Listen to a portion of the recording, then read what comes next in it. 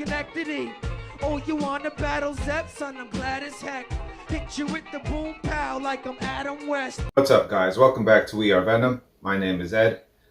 All too often, I see in comic groups, speculation groups, which book will provide the biggest returns in the future. In other words, which book should I speculate on with so-and-so amount of money?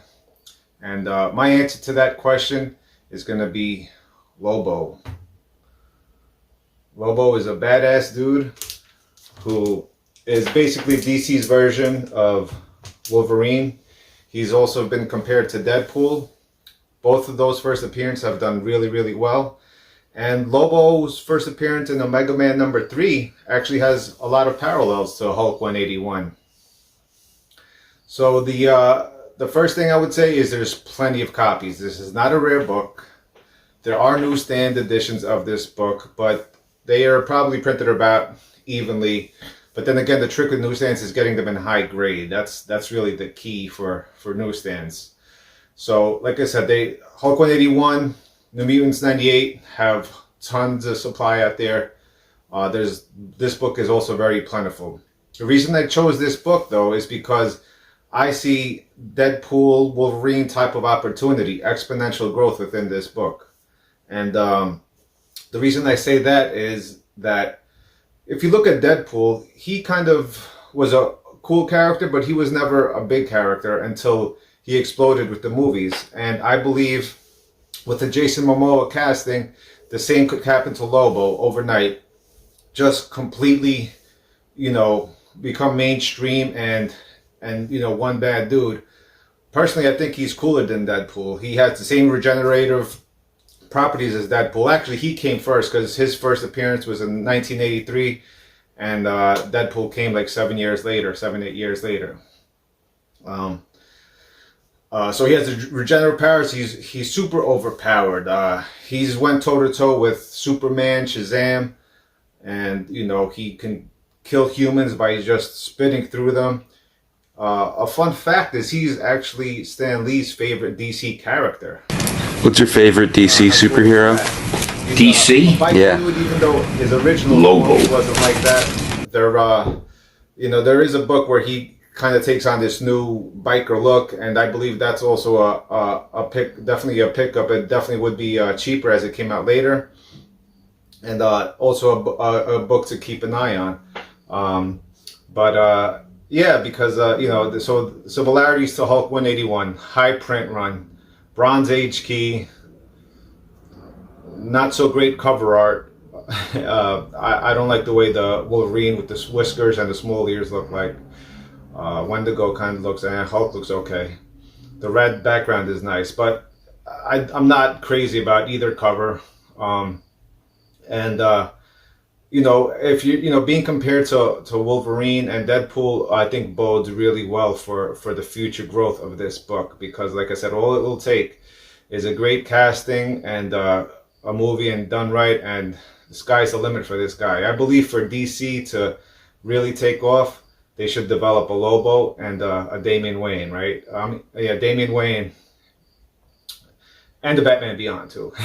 but yeah, so this is my choice for exponential growth, great speculation. So 9.8s could be had for like $250, well, under $300, right? I'm sure if you find Facebook sales or Instagram, you can negotiate something, and where you could get a better price on a book like this. The 250, 300 range is eBay prices. Of course, you could find them listed for more, but you want to get the best bang for your buck, and that's by getting it at the best price that you can.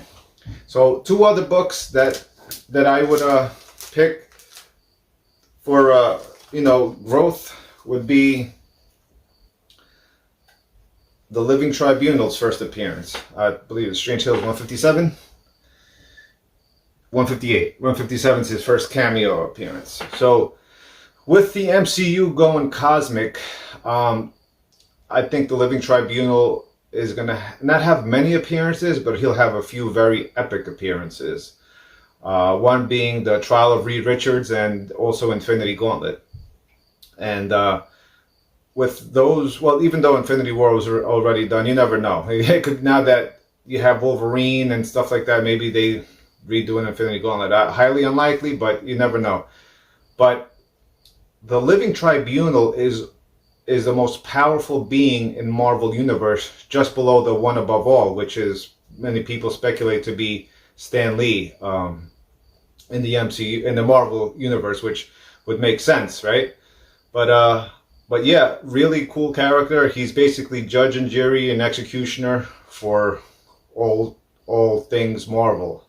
So a nice Silver Age key, nice red cover, Steranko cover art.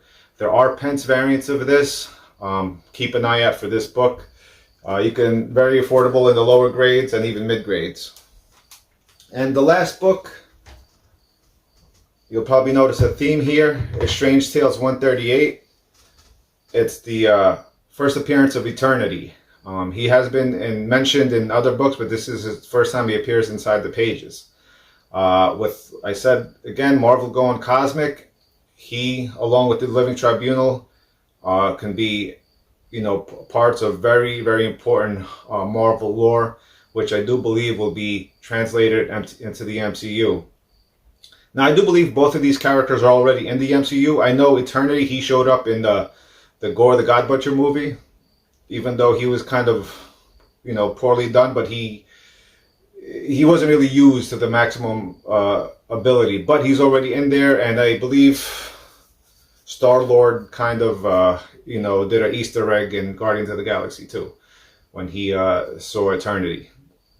Yeah, this old book. It did see a jump with Thor: Love and Thunder, but prices, just like most other books, have came back down. So has this one. It had a decent pullback to where you can buy it at a price where you can definitely reap the rewards once they come to film.